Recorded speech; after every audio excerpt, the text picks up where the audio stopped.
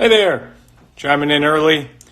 3 minutes from now, we will be live streaming with our good friend, the great John Mulaney. We're working on some new jokes for a good cause today on this installation of Tip Your Waitstaff. Let's see who we got here. I believe we have John Mulaney.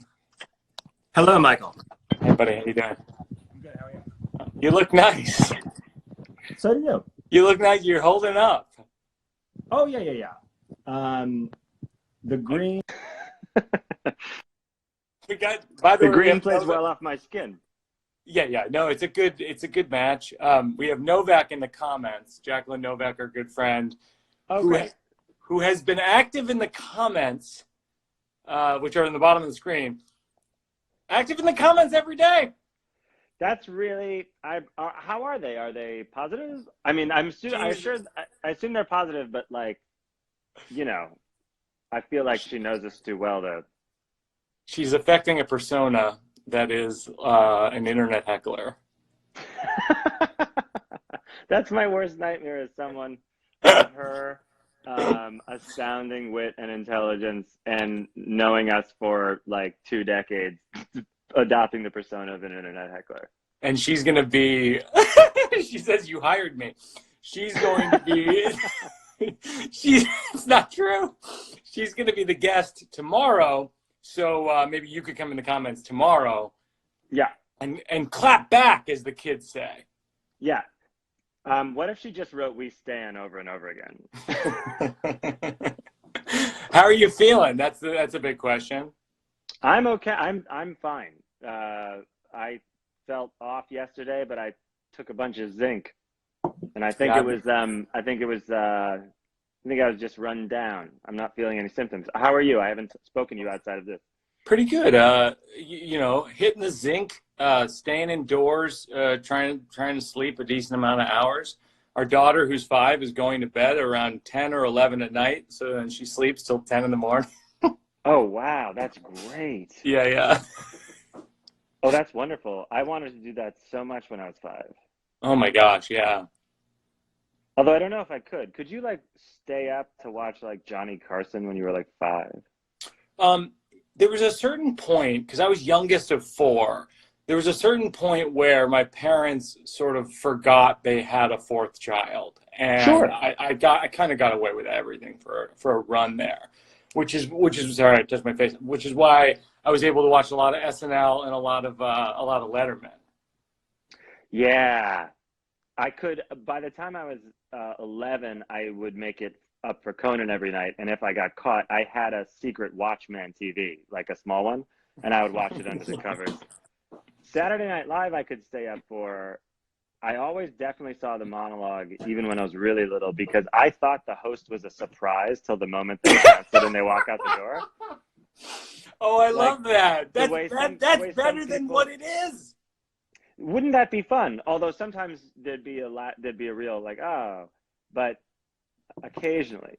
You and I were just talking the other day about how when you hosted SNL a couple weeks ago that you haven't gotten over the fact that you're hosting Saturday Night Live, this show that you watched as a child, and I can't get over that my friend is hosting Saturday Night Live, this show I watched as a child. It's shocking. No, I can't get over it at all. And also, I work there as a writer, which is one of the best jobs you can ever have, but it's also you're not the host.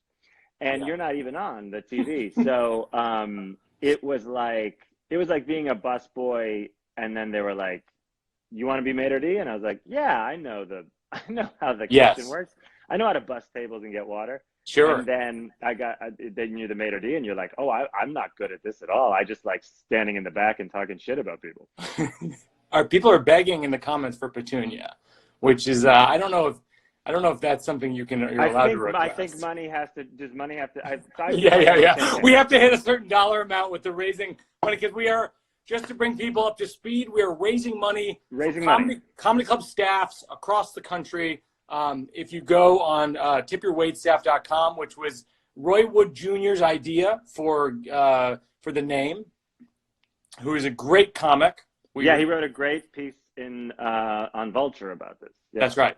And John and I were on the phone the other day saying, what do we do to help? And Roy and I were on the phone. And so here we are. We're on episode 3. And today we're raising money for, you were pointing at the Washington, D.C. Improv is struggling. That's a club that you and I both started at a lot. Oh, very, very, very much so. I mean, you worked there as a door person, as like a monkey, yeah. And as a monkey, you sweeped up garbage and stuff. Yeah. And then they would let you get on stage, right?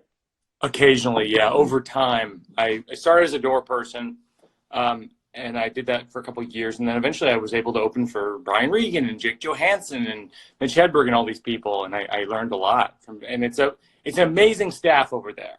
It's a real family atmosphere, and it's awesome. It was a great club forever, and then they also opened up this second, smaller showroom that was, in a different way, in an intimate way, equally good, if not, well, equally good, which was great.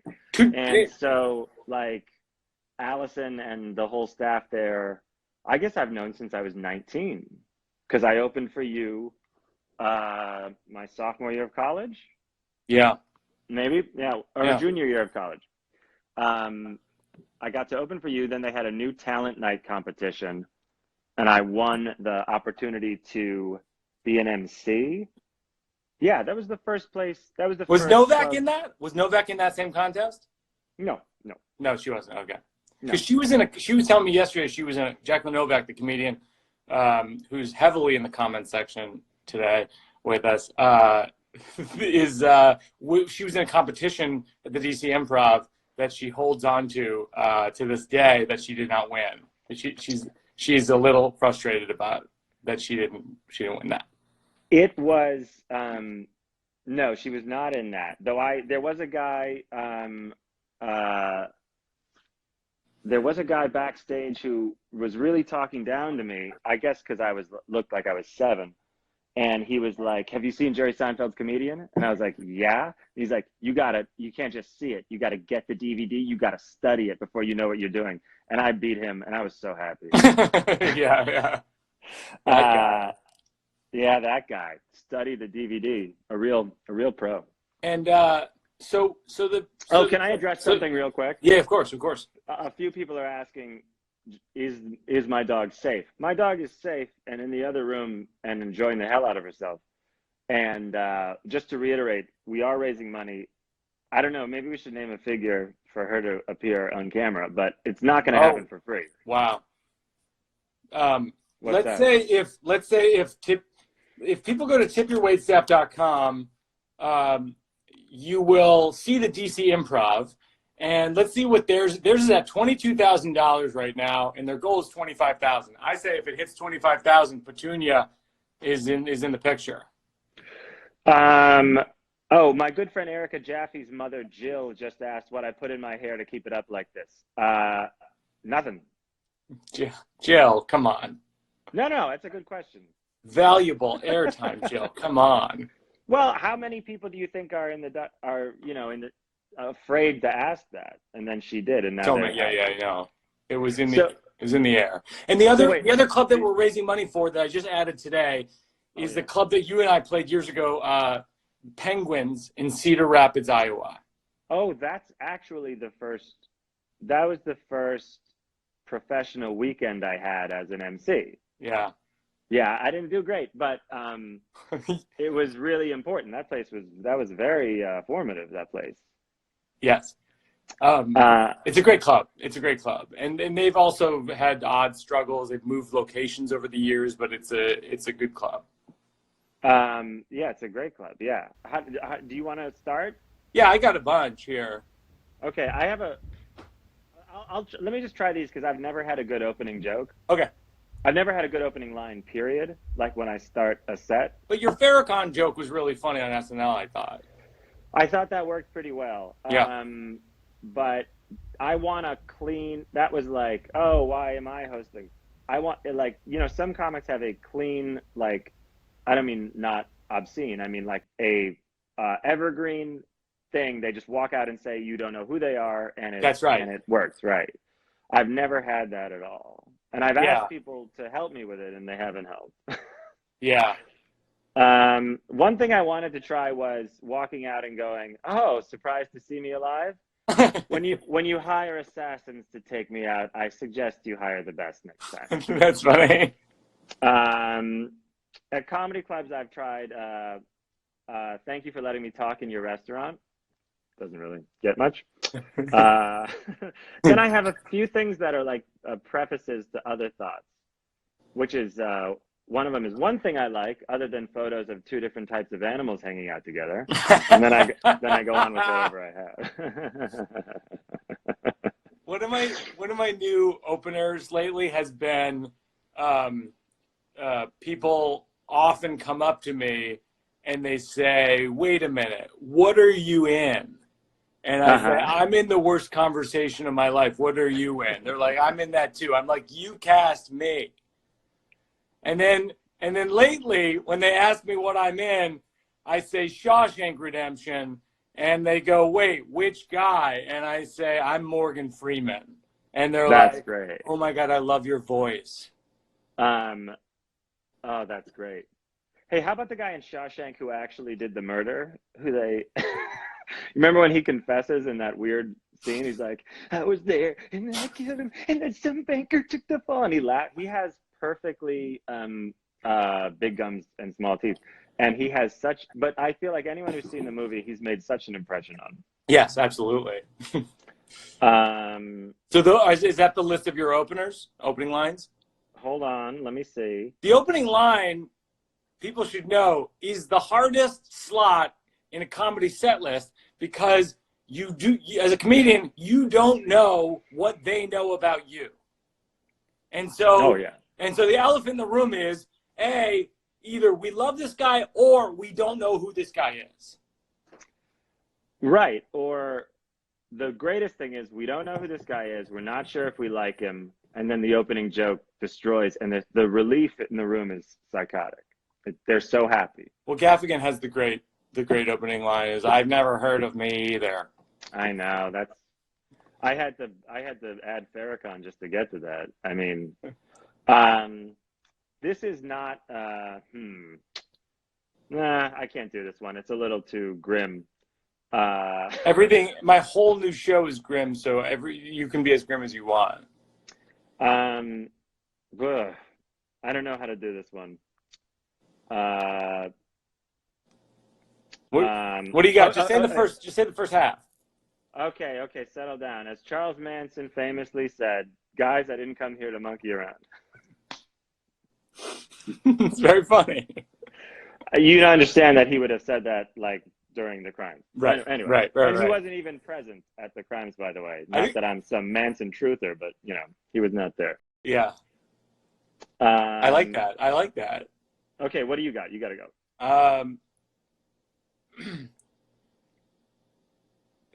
The other day I was watching a commercial for heartburn medication, and all I could think was, that pizza looks so good.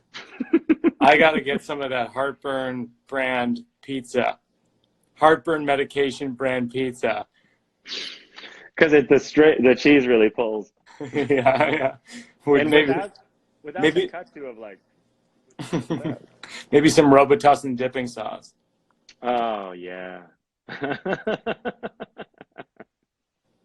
I want to go to the concert in the antidepressant commercial. That's one of the shames. The antidepressant commercials are so joyous. It's always this. Hold on, it's always like what's in the yard that you would, in a good mood, go do? And then at the end, they're with their wife at an outdoor concert. Yes. If you're from Chicago, it looks like Ravinia. Perfect. Fill in the blank. Perfect weather. Yeah, Tanglewood, is that a thing? Yep. Anyway, perfect weather and what seems to be the Doobie Brothers, like, on stage or something like that. No bugs. No bugs. Everyone has a perfect blanket out. Night kind of lit for day, or vice versa.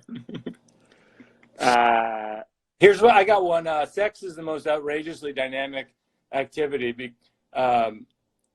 Because sometimes it's good and sometimes it's bad, and sometimes there's another human being afterwards. What other activity has that range of outcomes? Yeah.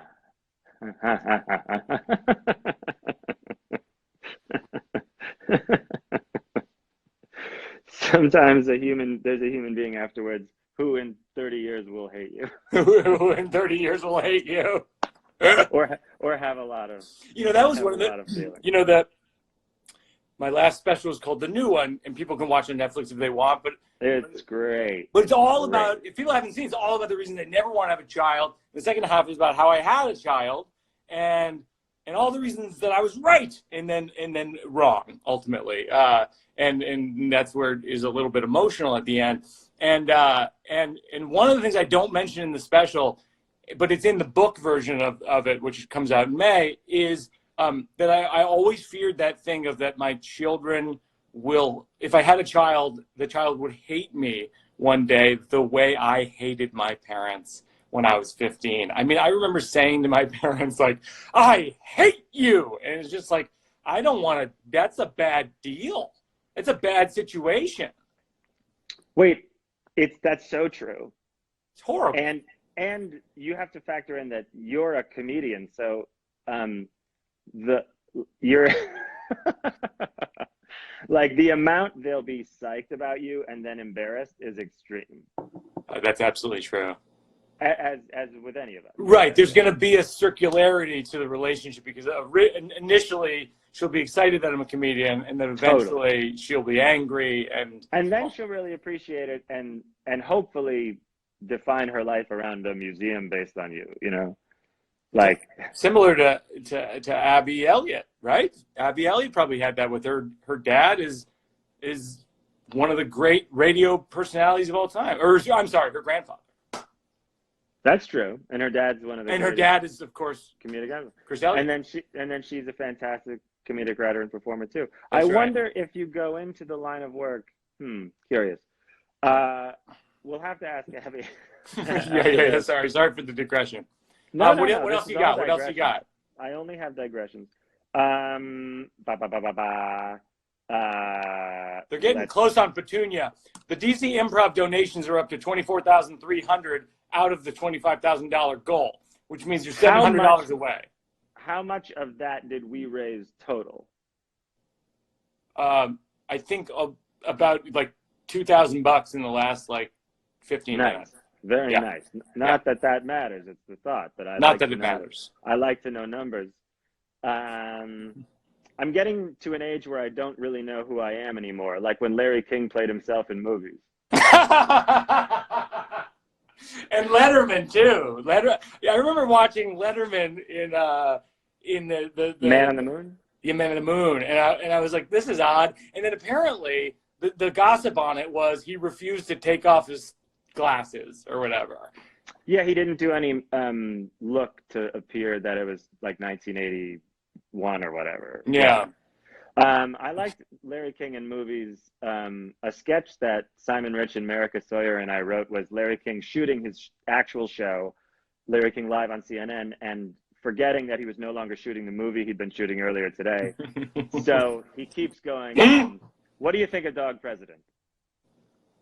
He goes, Dog President. They say he's turning the White House into a doghouse. Any thoughts? Should he resign? And they're like... it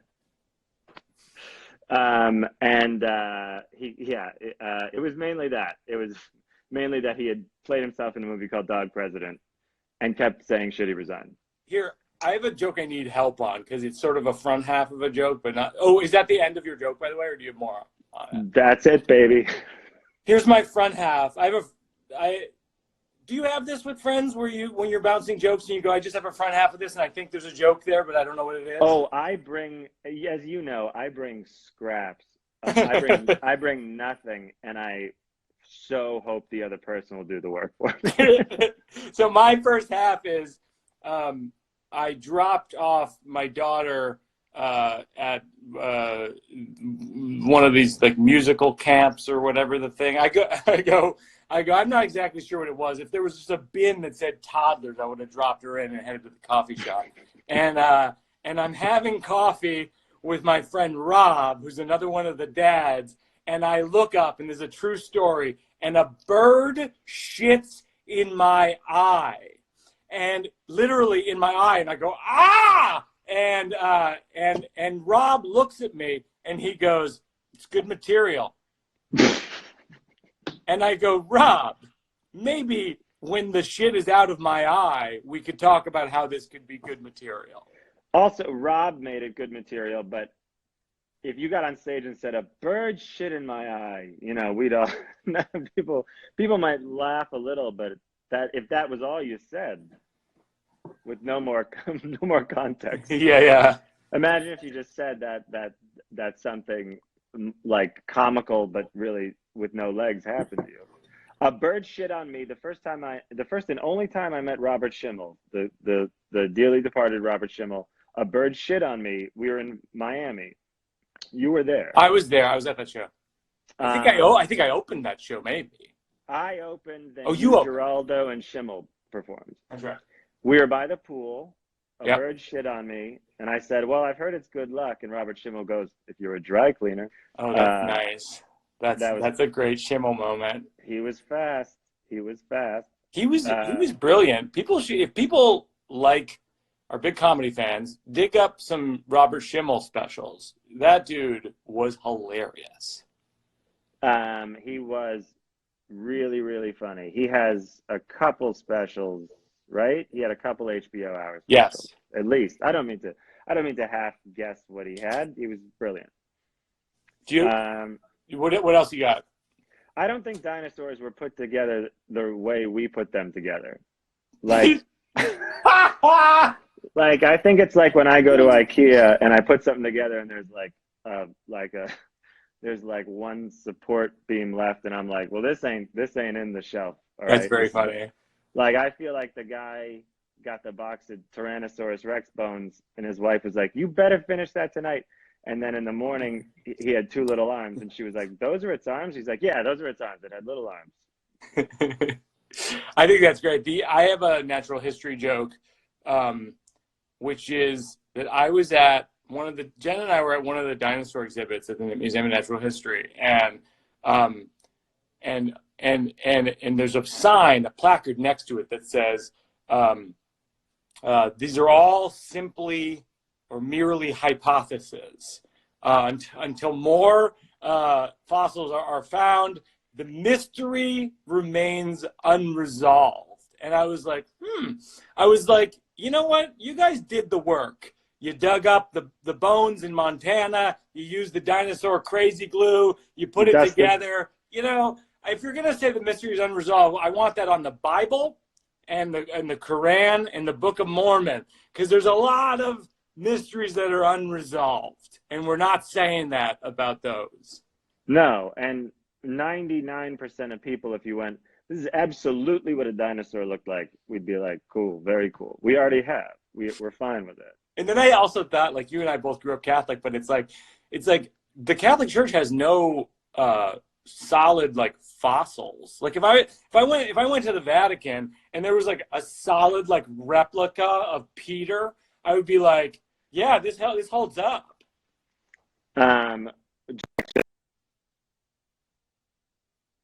Just posted a bunch of lotion. I don't know what it means. I don't know what it means. I don't know what the lotion bottles mean.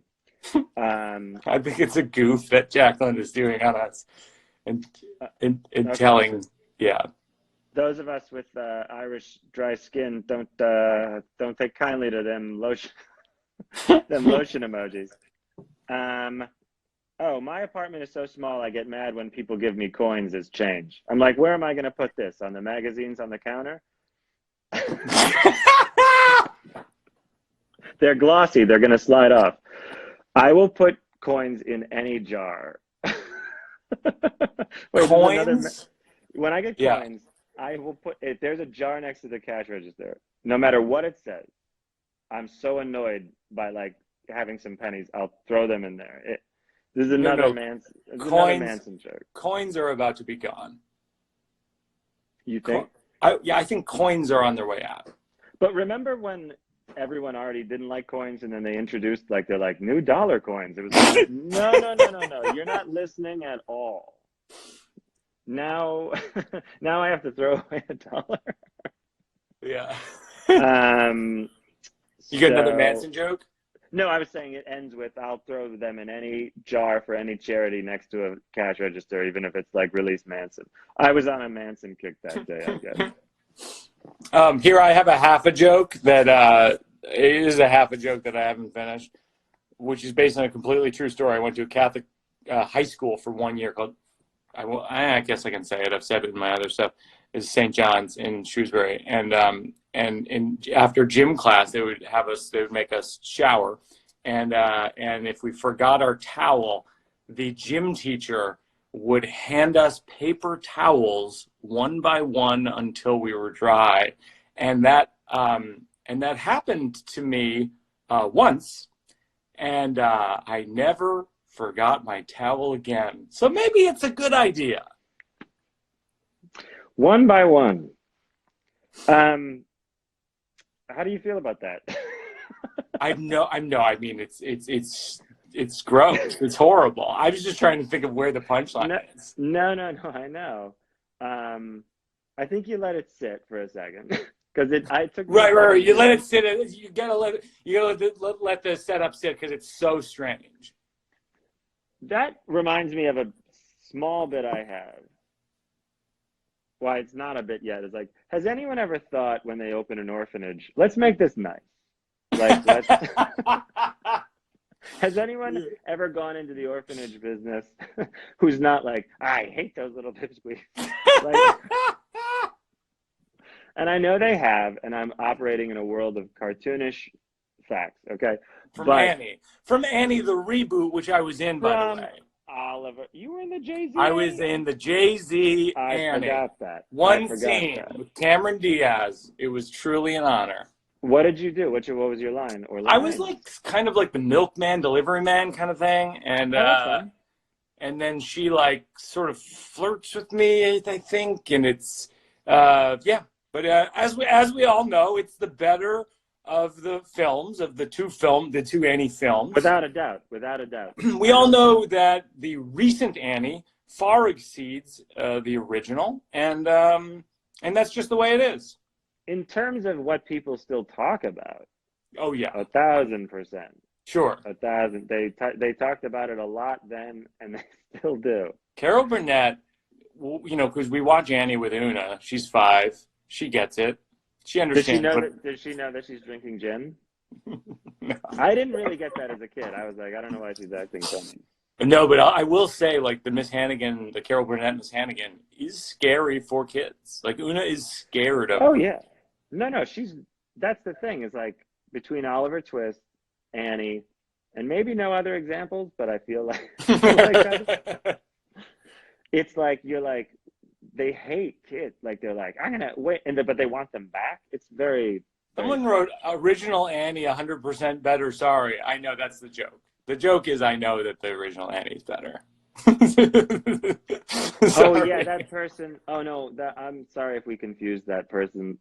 Yeah, no, I could see how you think we were very, very serious. But. You know, it's amazing. I don't want to digress from jokes, but I will say this as a very sincere point about rewatching the original Annie. If people are holed up and they want to do it, even just for the Hard Knock Life dance sequence, it's worth the whole damn movie. That sequence is incredible. I don't even know how they shot it. I mean, it must have taken days and days to shoot that sequence. I like when they go cotton blankets, like it's like that they do a count.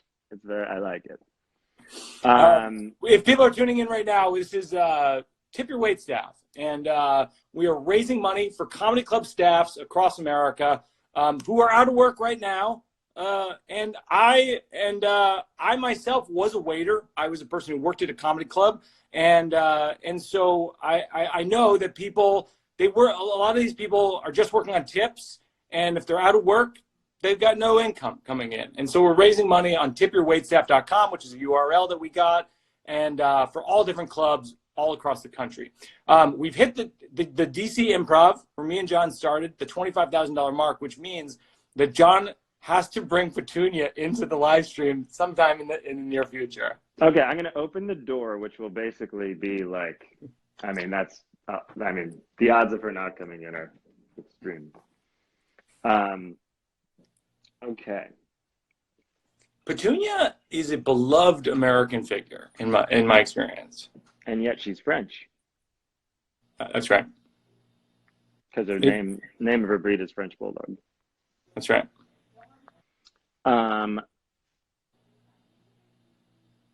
Let's see. Yeah, she'll come. Okay. I'll get her. Okay. I didn't say how soon. I have another joke that is a half joke, and then I think we're gonna wrap up soon. What you do one more, I do one more, and then we'll call it. Okay, I'm gonna burn through a few because. Okay, burn through a few. Okay. I don't think it's fair to make a baby wear a T-shirt that has like an attitude that says like "born to shop" or like "change my diaper, asshole." Like I think that could not be their persona at all. Maybe it's their persona. It says so much about the parents. Yeah, I know that means the parents are crude, or they love to shop. Maybe they like to shop. Right. That's a phenomenal premise. I love that. It also is. I like to see someone with a novelty T-shirt on at like 4 p.m. because by then they've forgotten they're wearing it. So when you see, they're just like now exhausted from their day, and everyone's still going like, and they're like, what? But their T-shirt says it's not a bald spot; it's a solar panel for a sex machine, which is a real, it's a real T-shirt I saw. No one's impressed by the audience cam anymore at a sports event. They used to freak out like they used to freak out like people seeing the Statue of Liberty for the first time, and now they're just like, oh yeah, huh? I have my own YouTube response show. I don't care. Well, we're under international surveillance at all times. Yeah, I think it's just reminding us of the international surveillance that's taking place in real time. The next generation will not know that before the internet, if you wanted to be seen, you had to stand behind a reporter who was reporting live and just jump up and down and say "Baba Booey." Yeah, say that, or like they could be reporting on the grim. I remember in Chicago a few times they were reporting on the grimmest multiple homicides, and people would be like, just waving in the background. It's weird how much Nancy Grace cares. Imagine for a moment caring that much about three things, let alone every single crime that happens. So good. Just like she is so apoplectic, and I want to finish. But by the way, you're going to have to do the voice. Like, just imagine if you. Well, I think part of the joke was like, what if in your everyday life you cared as much as she does? Where she's like, so I put a stick of butter out, and then you left it near the toaster to melt.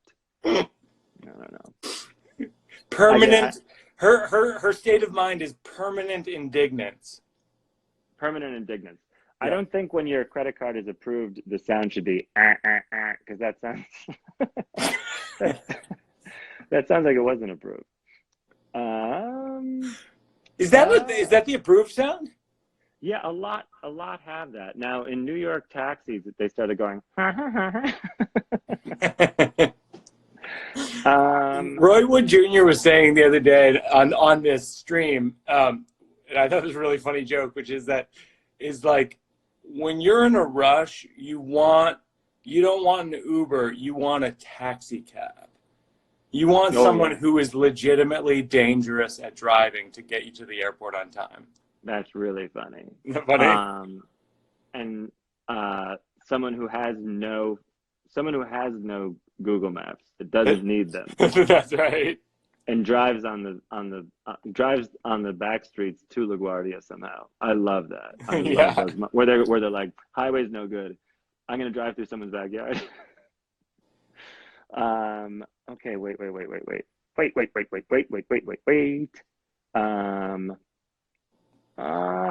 have one. I go. Go. I go. My daughter sometimes doesn't want to go to bed. And she'll make this point. She'll go, but I'm not tired. And I think to myself, that's a really good point. And I feel like as an adult, I'm still making that argument every night, except it's to myself. I'm like, but I'm not tired. And I'm like, yeah, but you gotta wake up in the morning. And every night, I win this argument, and every morning I lose. Do you think? This is when I had. I'm sorry, I was a little distracted. I was trying to find. I understand. Yes, I apologize. I'm clued. Do you think, like when you die, God will be like, you didn't like life, and it'll be like, no, it was really hard, and he's like, every day I'd get out of bed, and he'll be like, wait, why did you get out of bed? You're never supposed to get out of bed. That's a good one. I have a God joke, which is like, I don't pray a lot.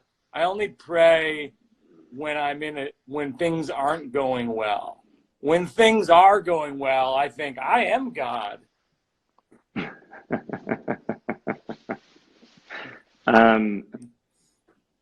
No, this is a little sticky, but have you ever prayed for a situation where, well, there's only one example I have. All right, this is a little, did you ever pray that someone was not pregnant, but then you didn't really follow up with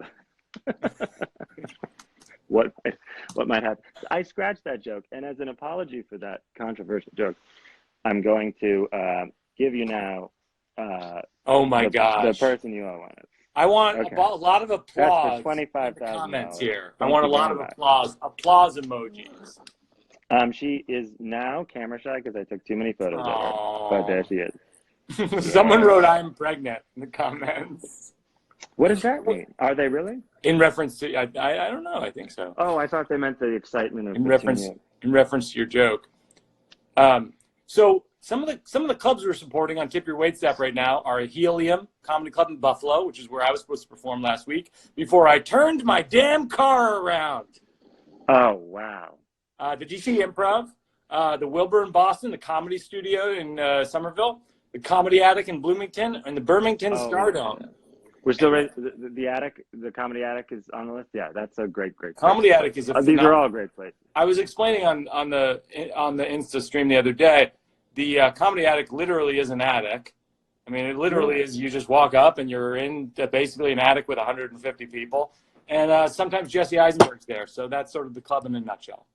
And the Wilbur is an extremely special venue that Bill Blumenreich will. The staff there is fantastic, and Bill has given a lot of chances to people to like headline like a theater when they're like pretty new, and so it's a very, very cool place, as are all the places on the list. But the first time I got to perform at the Wilbur was so exciting.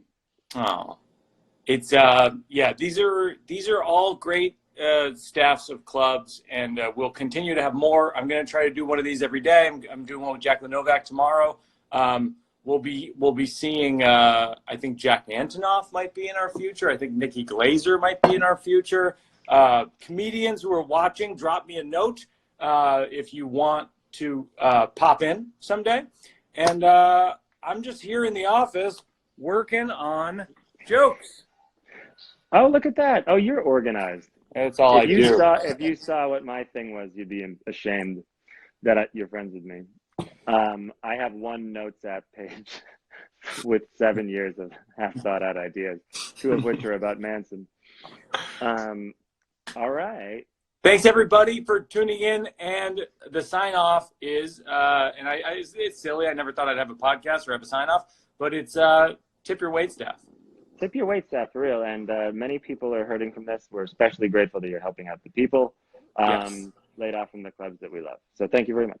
Thank you, everybody. We appreciate it. And thanks, John. Bye, Michael.